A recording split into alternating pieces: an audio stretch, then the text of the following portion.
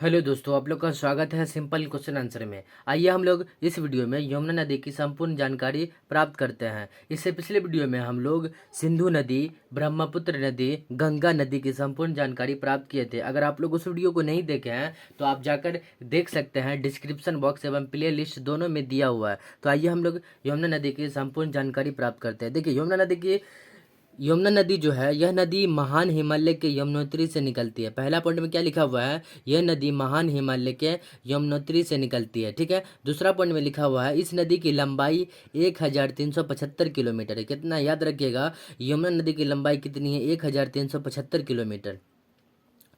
तीसरा पॉइंट में लिखा हुआ, यह नदी उत्तराखंड होते हुए दिल्ली उत्तर प्रदेश राज्य में बहती है। कहने का अर्थ यह है कि यह नदी जो है उत्तराखंड होते हुए दिल्ली और उत्तर प्रदेश राज्य में बहती है। देखिए, ये दिल्ली जो है केंद्र शासित प्रदेश है और उत्तराखंड राज्य है और उत्तर प्रदेश राज्य है। ठीक है, याद रखिएगा कि यह नदी कहाँ से निकलती है, उत्तराखंड होते हुए कहाँ, उत्तर प्रदेश राज्य में बहती है। यह नदी, इस नदी को कालिंद के नाम से भी जाना जाता है। ठीक है, याद रखिएगा, यमुना नदी को किस नाम से भी जाना जाता है, कालिंद के नाम से भी जाना जाता है। ठीक है, यमुना नदी को किस नाम से जाना जाता है, कालिंद के नाम से भी जाना जाता है।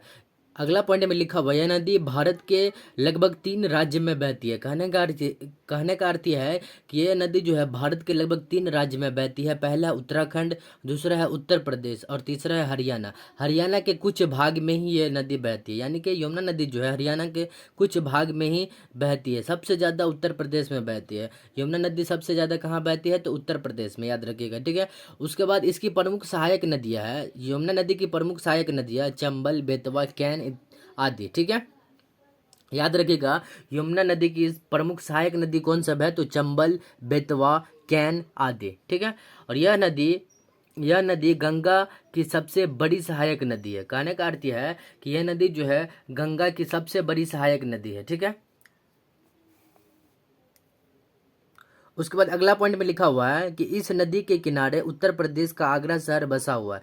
यानी कि याद रखिएगा कि यमुना नदी के किनारे ये उत्तर प्रदेश का आगरा शहर बसा हुआ है। याद रखिएगा कि ऑब्जेक्टिव में पूछ देता है कि आगरा शहर किस नदी के किनारे बसा हुआ है, तो यमुना नदी के किनारे, याद रखिएगा। ठीक है, अगला पॉइंट में लिखा हुआ, देखिए, यह इलाहाबाद के त्रिवेणी संगम में गंगा नदी में मिल जाती है। कहने का अर्थ यह है कि यमुना नदी जो है यह इलाहाबाद के त्रिवेणी संगम में गंगा नदी में मिल जाती है।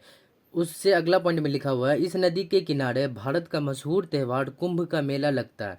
याद रखिएगा कि कुंभ का मेला किस नदी के किनारे लगता है, तो यमुना नदी के किनारे लगता है, जो हर साल, मतलब हर 12 साल में आयोजित होने वाला एक हिंदू त्यौहार है। कहने का अर्थ यह है कि ये जो इस नदी के किनारे भारत का मशहूर त्यौहार कुंभ का मेला लगता है, जो हर 12 साल में आयोजित होने वाला एक हिंदू का त्यौहार है। याद रखिएगा। ठीक है, उसके बाद लास्ट पॉइंट में लिखा हुआ है, इस नदी की अधिकतम गहराई 35 फीट है। कहने का अर्थ है कि यमुना नदी की अधिकतम गहराई कितनी है, तो 35 फीट है।